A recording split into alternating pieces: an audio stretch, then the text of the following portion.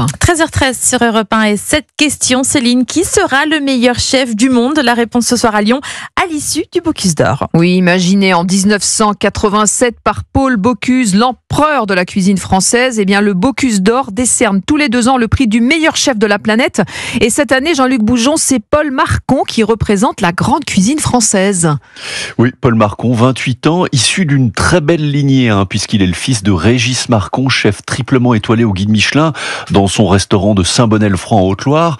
Régis Marcon, le père, lui-même lauréat du Bocuse d'Or il y a pile 30 ans, en 1995, et qui est réputé pour ses plats à base d'herbes et surtout de champignons qu'il ramasse dans ses bois de Haute-Loire.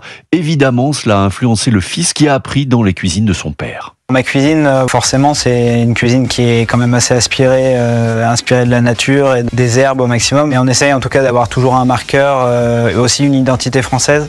Alors cette équipe française avec Paul Marcon et sa commis de 22 ans a commencé le concours ce matin à 9h30.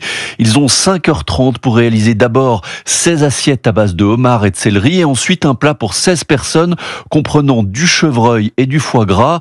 Pression maximale donc sur le duo tricolore qui affronte 23 autres pays dans ce qu'on peut appeler les JO de la gastronomie, mais nos Français sont parfaitement préparés. Écoutez. La préparation mentale, on se fait aider aussi par un coach qui vient nous voir régulièrement. C'est moi le candidat, c'est ma commis aussi qui est avec moi dans le box, donc il faut évidemment qu'elle aussi gère la pression et explose pas en pleine épreuve le jour J parce que sinon on explose tous les deux. Évidemment c'est une grande fierté de représenter, d'avoir le drapeau français et d'être en finale à Lyon chez nous. Ça va être un grand moment d'être à domicile. Alors on croise les doigts pour nos Frenchies. La dernière victoire française remonte à 2021.